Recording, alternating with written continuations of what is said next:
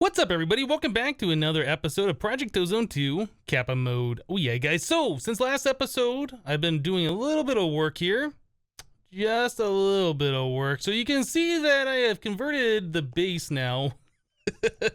Yeah, I have converted the base to be quartz. We had the magic crop stuff set up, and we've been making all the quartz essence, and that's just probably one of the easiest and nicest looking blocks to get from the magical crops. So yeah, I went ahead and I replaced the entire base here in the overworld with the quartz block. These are burnt quartz as extra utilities. I swapped out our little mob farm here, dark glass. We can kind of see in there, see what we're doing. Makes it a little bit nicer as well, so it's not that cobblestone. Yeah, I pretty much went through and I replaced everything. I also got rid of the cobblestone fences we had around. I've never really been a fan of those, but like for early game, it just makes sense so you don't accidentally walk off the edge or whatever. But we have flight now, so if ever we walk off, we can fly, and there's really not a whole lot of point to it, although, I don't know, maybe it just makes it look like it's more finished with it on there. So yeah, mob farm's been switched over, so it's the quartz and burnt quartz as well. So this is what we're looking like. I couldn't figure out a good way to get a slab ceiling for this farm, so I just made it, or I continued using the cobblestone slabs like we were using, and that's what we got so far. Maybe swapping those out with like the stone slabs, the smooth stone ones, would probably be better. But anyway, so yeah, this took quite a bit of time, quite a lot of block removal, block replacing, but overall, I like the way it looks right now, so this is what we're going with. So currently, things that I've been running into. I've been trying to make more 16K discs down here so we can add in more CPUs. Each one of these little spots here, this is going to be where more of our crafting CPUs are going to live. One of these multi-block structures. So I wanted to make 18 more so we could fill out 2 more of those little spots over there where they're supposed to go. But if I wanted to make 16K discs at this point in time, we do this, it says we need electrotein alloy, and we're gonna need another quartz dust. Everything else we have available. It is using processors though, and these processors we do have auto craft, although the biggest problem we're running into now with auto crafting these guys is the pulsating chipset. So yeah, that's another thing we're gonna have to get hooked up to be automated. I started crafting some more over here. This has been going for a little while now. How we doing? Yeah, we got a few of these made. I can put those into our system, and that'll start auto crafting all of our processors over here. Eventually, these will fill up, so there's 2,048 in each one of these drawers. But yeah, having this all automated is definitely something I would like to do. Making these pulsating chipsets right now takes a bit of time. So if we come over and take a look at the assembly table once again, we can see there just made 2, and then we gotta wait for this whole progress bar to go all the way up, and then we make 2 more. So while this is going decently fast and I can AFK it and we can make these things, that's going far too slow. We're gonna need a lot more of those things being made faster. So a thing that I'd like to work on today is making an automated crafting or assembly table. Yeah, one of those things. In fact, there's a few things that I'd like to automate. Our gear press over here, this thing should be automated too. We can have just an interface on one end, or 2 interfaces. One interface on this end that has the pattern that puts the items into this thing, and another interface to capture the items, or I guess we can have it go into a chest, extract, then put it right back into the interface that has the patterns over there. That's another thing I'd like to work on, but I think right now the most important thing for us is this assembly table.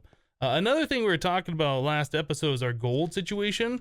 I did hook up our gold seeds finally, so we are currently making gold ore. So the gold ore we can pulverize for the cinnabar and do that whole process like we talked about last episode.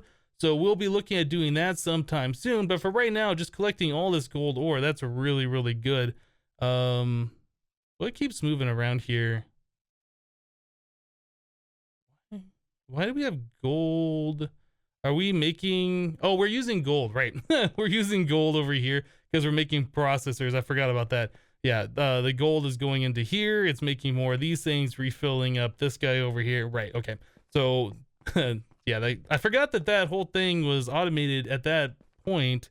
But yeah, getting gold so we have like a large supply of ingots in there, that's definitely something we need to do. But the lasers, that is my goal for today, or at least the first part of the episode. Oh yeah, smart cables. That's something that I just got done hooking up down here. Now, I've been using the dense cables everywhere because I like them. You can look at them and see how many channels how many channels are being used, like for these P2Ps and stuff, right? But every time I use like these regular cables, I just never put the smart cables on there for whatever reason. But yeah, I went ahead and I replaced the connection to the controller here, pretty much everywhere where we have a connection for these cables.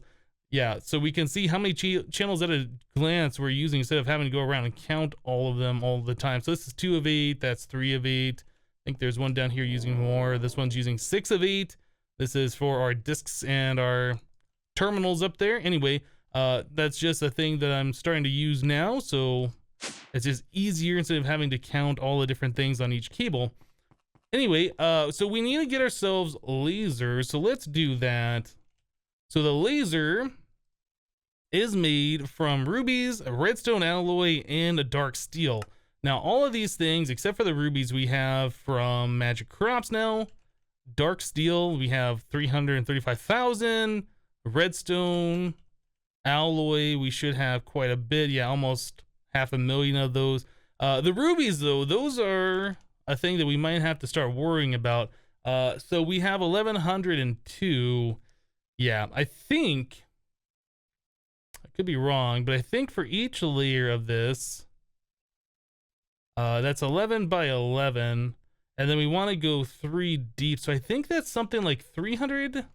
I calculated that out a little while ago. It was like 340 or something lasers to do 3 11 by 11s. We're going to want to do at least that for the bottom, another set of 3 for the top, and then fill in the sides as much as possible if we're going to do like a max size laser. But right now, let's go ahead and just make like 300. I'm just going to say 360 because I don't remember the exact number off the top of my head. 360 lasers. Do we have a spot? I guess we'll just stick it right there. 360 of those. So let's tell the system to make that. Hopefully we can do that. Looks like we're good. We got everything available. That does eat through almost all of our rubies, so we need to get more crushed netherrack being sifted so we can get more rubies. But for right now, that should do us just fine. So yes, that's auto crafting quite quickly. We're also going to need more energy conduit. So currently we have 82. We're gonna need, like, I don't know, it's not quite the same amount as maybe 200. Okay, so we're running out of conduit binder. That's the thing I need to get on auto craft. Conduit, don't I have? No, we don't even have those on auto craft right now. Okay, well, there's a few more patterns to make. I'll go ahead and start working on that. Conduit binder, where did I spell that wrong? No, it's right here. So that comes from the binder composite, which does require dust, and I think this might be the only recipe that we have right now that does require dust. How are we doing on salt? We have 25, we have some salt ore. This stuff we can auto craft too, and if we need to do that, we can set up an auto craft for that later. I don't know if we're gonna need the binder composite for a lot of things in the future. Do we have a conduit section? We do. Okay, so let's put this right here. Binder composite. Oh, we already had 70 in the system. Okay, well now we can auto craft it later. So we can take this stuff, put it through the redstone furnace, get a decent amount of that quite quickly. I think it said that we needed something like, was it like 30 more or something? I don't remember. Anyway, conduit. So we'll craft 200 more of those. Oh no, I guess I needed a lot more than that. A little over another stack. All right, I'll grab 2 more stacks of that stuff. Doot. Conduit binder, or I'm sorry, conduit itself. Really, 4? Okay, I thought we only needed 2 stacks. I guess we needed just a little bit more than that. All right, conduit, 200, make it, do it. And that crafts really fast. I like that. Okay, so we got a decent amount of the conduit. Let's grab our lasers. 360 of those, cool. And then we also need quartz, because we're gonna build a new platform in the last millennium. I have not converted the last millennium to quartz block yet. Then burnt quartz for like the borders and stuff. Okay, I think that should be what we need. So anyway, we're gonna head to the last millennium. I'm gonna start building out a platform. I think we're gonna take a new path that we haven't gone yet, one of these blocked sections. Our villagers here, we might go off this way and start doing some of our like machine auto crafting stuff. But anyway, let me go ahead and start building out a path for that, and we'll be right back.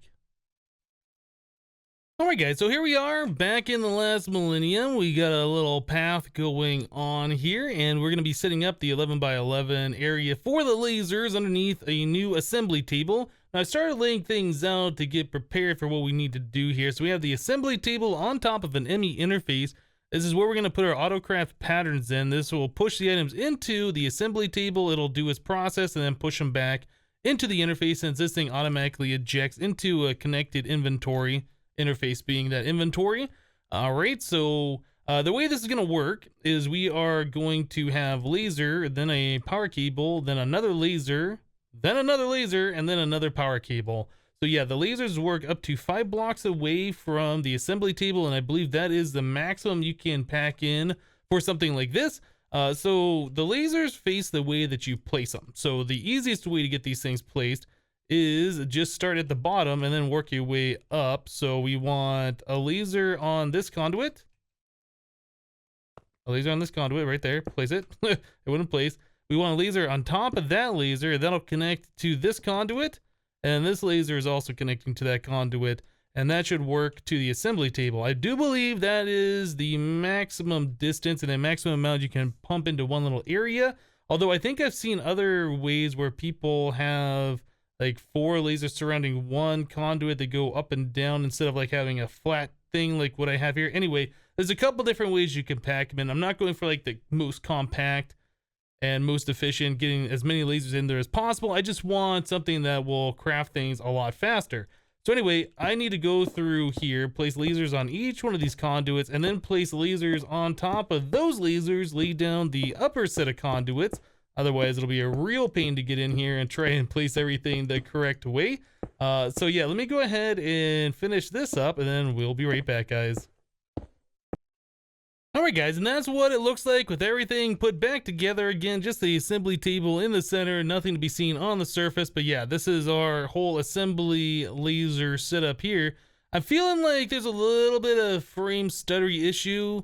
It's not really bad, but it's like more than what was here before. I think all these conduits, just all the rendering, all of those is causing a little bit of a stutter. But yeah, that's another reason why we put it here in the last millennium. When we turn these things on, it gets even worse because all the lasers start drawing all the laser beams. And yeah, especially if we double this and have another one on the top of the assembly table, which we probably will here once we get everything set up and we have all the resources to do so.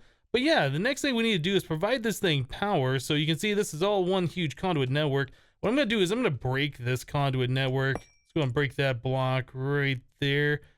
You know, in fact, I think what I should do, let's extend this out one away, because I want the Tesseract only powering these conduits, and I don't want it powering the laser itself. And we'll bring that up one, and then we'll put a Tesseract right here. Now this should already be set up correctly. This is the Tesseract we're using for our digital miner.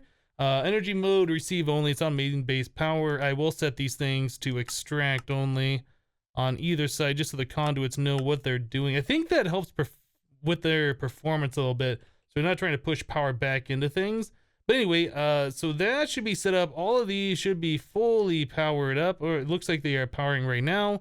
I guess each laser has a little bit of internal power that it is using. Yeah, that'll eventually calm down those numbers and it'll fill all the way up. Okay, cool. That looks like that is doing, yeah, that's filling up as well. Cool. All right, so this should be ready to go. Now we do need to connect our interface there, which does or will contain our patterns, to our applied energistics. Currently, yeah, we have it hooked up right here. Got a free emerald off our villagers. So yeah, we could just kind of run our cable along like so. This might end up, depending on how many things we put over here, this might end up being a P2P network. I might have to swap that out later. Okay, so there's that. And I guess I did say that I was starting to use the digital cable, so we could swap out a few of those, or I'm sorry, the smart cables. We got a few of these here from the previous craft. Yeah, it just makes it simpler to see what each one of these lines are using. So we know how many channels are off this thing, but how many channels are on this cable, I don't know. So let's break that, put that there, break this one, and put this one here. Cool. And those should reconnect everything. And then we should find out that we're using one channel here, and then we're using, I don't know, 3 channels over here, or maybe just one channel on both of these. Whenever that wants to connect, sometime today. We're using 3 channels here, 1 channel here. Okay, cool. So we know everything's connected as well. Awesome. So now, if we go back to our base, actually, before we do that, let's put some things in there so we can make a pattern. Where's my assembly, or my crafting terminal here? So we want to get ender pearls.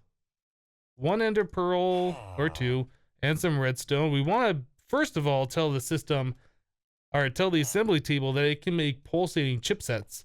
So let's put that and that in there. We'll turn that on. We'll undo this completely, just so it's not crafting anything right now. You saw the lasers were starting to turn on there, but let's go back to the base and we'll set up a pattern for that thing. So whenever we need those, we can auto craft them, and we can also have our thing over here, our interface that's providing all of those to our processor thing. That'll start crafting them and trying to put them into our inscribers, right? This interface right here should have a crafting card in it. Yep. And that will tell it to craft our pulsating chipsets, which will fill this up, which will fill those up. And then I'll finish the process of completing all of our automated processors. Okay, so we want a pattern for that. So we're going to do a processing pattern. Let's clear this. So we're going to say 1 redstone plus 1 pearl is going to equal those pulsating chipsets. Now I don't have one on me because all of the ones that we make, actually we do have them over here. I was gonna say all the ones that we make are going, or that we've made and put into the system, have already been turned into processors. But yeah, we can use 2 of those from there to make the pattern. Otherwise, you can just click and drag this right here and do that. Although it says 64, you'd have to right click it all the way down, which is kind of annoying. There's a way you can set the amount of items that this will make. If you go to your options, I believe, and I think you have to put it into cheat mode. Let's see. If we go switch from global to world, and we go to, I don't think it's utility mode. I think it has to be cheat mode. If you go back here, if you're in cheat mode, if you have op, I don't think I do. You'll be able to see like the number bar right here, and then you can switch between 64 and whatever, and that should fix that. But let me switch this back since we're not doing cheat mode. Global, world, recipe mode. In fact, I should be able to set this using global setting, recipe mode. Okay, there we go. So we should be good. Anyway, so we got that all figured out. So there is our processing pattern, or our encoding, yeah, processing pattern. Okay, so we want our assembly table, which is now here. We can put that guy right like this and tell the system, actually, we don't have to tell it anything. It should just start making it automatically, because our interface over here is gonna be like, hey, I don't have any pulsating chipsets. I have a crafting card, start crafting it. So if we go to the last millennium now, our assembly table should automatically be turned on. It should be making those. And yeah, we'll just start getting the pulsating chipsets automatically. Yeah, all the lasers are on over here. Everything's blue. That looks good. All of these things are lasering like I thought they should. So yeah, 11 by 11, 5 blocks away from the center on the lasers. So how fast are we making lasers now? Or the pulsating chipsets? That's going, I think that's 3 times faster than what we're doing at the base, because we only have 1 layer of lasers at the base, just the 11 by 11. So we can double the speed here if I put another set of those on top. But yeah, we were running out of rubies, so I don't think we're going to be able to do that.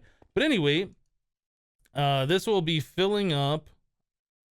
I guess it's going to try and do a stack at a time, since that interface is trying to put out 64 at a time, right? 64 of the pulsating chipsets. So it gets the requested 64, and it's going to just put in enough for 1 stack every time, I guess, or maybe half a stack, because it makes 2 processors per craft. Anyway, so if we come over here, we should see more processors being made. We might have to set up more of those assembly tables as well, because if that's going to be making the pulsating chipsets and we need other things being made, we don't want to wait on those pulsating chipsets, right? Or I don't know, there's other ways that we could come about making this, but yeah, it looks like it's coming in here every single time. Do we even show that these are going in here at all? No, I think it's going right in here and being extracted immediately. Yeah, so there we go. Cool. Well, anyway, we'll get all of our processors made automatically now. That is going to pose a problem that we will be running out of gold eventually. So we need to take our gold ore that we have and start processing that into the ingots, which might be our next project. All right, guys, so getting back to what we were talking about kind of at the start, I wanted to make some of these 16K crafting storages, right? But the problem is we're running out of electrotein alloy. So that's the thing I would like to do, is get some kind of automated smelting action happening. We can automatically craft the electrotein, this stuff right here, the iron compound. That's not a problem. We can craft that all day long. We have the electrotein, we have the iron. Yeah, it just crafts into that stuff. But then we need a way to smelt this. Now, I was trying to figure out what the fastest way to smelt something and the easiest way for us to get it hooked up here. And I think what we're going to end up doing is start using these ultimate furnaces. Now, these are really nice. We saw this before. One piece of mini charcoal, so like 1/8 of a piece of coal. Or is it a 1/9? I can't remember. Anyway, it smells like 3 stacks of stuff. So that's really, really efficient, and it's really fast too. So I think what we're going to end up doing is making a bunch of these ultimate furnaces, and we're going to stick them over here. And this will be our mass smelting thing. So the idea is we're going to have like an interface or multiple interfaces connected to a chest. Anything that goes into that chest will be extracted, go into these furnaces here, and then they'll all be extracted and back into the interface to complete the auto craft. So if we're trying to craft like 9 stacks or something, it'll dump all 9 stacks in. All of those will go to all the furnaces. They'll all start smelting. It'll be like really fast smelting. I think that is just a smart idea to do. So I'm going to go ahead and remove this guy right here. This will be our first one. Down below, I am currently crafting the rest of our magnesio we had in this storage drawer. We're down to 7,000 of it into more Temperio essence. Yep. And we have 19 here. Up above, our ME system is connected to our mob farm over there, which has been collecting a lot of magnesio as well. And I think we had like 161,000 of this stuff. Yeah, 161,000 right here. So that can all be converted into the Temperio essence as well to fill out the rest of the farm. So we'll look at that. But for right now, we can just start with 1 or 2 of those furnaces. I think it'll probably be best just to start with 1, get everything hooked up. And then once that one's hooked up, like the rest of it is just gonna be adding more conduit or whatever, and it'll be like super easy. So these furnaces do require the coal, the fuel, like I said, so we can put in a mini charcoal, and that has to be inserted from the side, like most furnaces are. So let's grab some item conduit. I don't know the best way. I guess we could do different colors or whatever. So we have that connected right here, and then we're gonna need it connected to the top. This is gonna be the insert. So items that we're smelting go to the top. This will also be insert, and I think we'll probably just change the channel to red, and we will extract out of an interface or something on the red channel, and both of these will be connected together like so, just so we have one main conduit line coming up, and I guess we can have that running down below to like some hidden interface and a chest where the interface is dumping the items into. Okay, I think that's how we're going to get this to work at the moment. So if we wanted to add more of these furnaces, all we would have to do is just extend out like this and extend out like this. And that's pretty much it. Obviously below, we're going to have another conduit, which we are extracting out of the bottom of this thing. So can we, oh, you know what? I think I have to get myself a Yeta wrench. And switch it to the right thing. Press shift and scroll wheel, shift, whoop, not... Shift left click, not right click. Shift left click. We will do, yeah, extract, and then that'll be always active. So anything this thing smelts should get extracted from here into this conduit and then go back into the interface. I think that probably also needs to be a different color so we're not confusing the greens together and making a loop. So let's make that black. So anything this is smelted turns to black, and then goes back into the interface to complete the craft. Okay, so down below, we're gonna need an interface where we're gonna put our items, and we're gonna need a chest for the interface to put those items into when we tell it to craft something. So we have interface, we're gonna need some kind of a chest. Maybe we should make an iron chest. But right now, I guess just a vanilla chest will work. If we need more space for doing lots of crafting, we can upgrade that. All right, so this will come down here. We will extract out of, actually, let's go down one more. So we're going to be extracting out of this chest. And what color did we say that was? Green? Yeah, green is going to the top. So we need to get ourselves a filter too, I think. Well, I'll have to work this out. I think what we're going to end up doing is having the interface here just attached to this. This is going to be providing the mini charcoal or mini coal here. We'll need to extract out of that on red, right? Extract out of that. And then we also need to insert into this on the black. I think that should work. If we put a filter here, filtering out mini charcoal, I think that'll work. Let's get a pattern made to make the mini charcoal, and we will also get some filters made. So we need, I'm saying charcoal. Coal works just the same, but they both have the same burn time and they'll work just the same way. So if we do that, okay, so there is mini charcoal. Just find a spot for this. Somewhere in the ME system, doesn't really matter. So let us get a stack of those, should just be fine. That's from the Z-Tones mod, by the way. I actually didn't know that before. Okay, so that's cool. So that'll be what we're gonna set the interface to, so I'll always provide that. We're gonna need some filters. I think, yes, we're gonna need filters. I don't know how many we need. Okay, we need at least one for the extraction of the interface, so it says only the mini charcoal. Okay, so we'll set a filter here on red, always active. We'll set that for mini coal. That should be fine. We're whitelisting that, and this interface needs to know to provide that. Actually, I'm going to provide it over here. Okay, so we're also going to need a crafting card, so this interface knows to craft this when we run out in the system.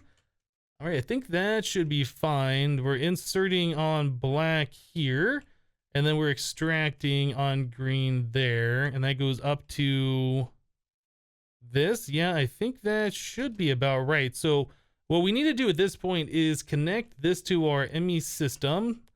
So we got a conduit over here. I might just run a line over. Let's grab some of our white cable. I really should look at getting ourselves a wireless terminal. I haven't done that yet. Not the wireless crafting terminal, just a regular wireless terminal.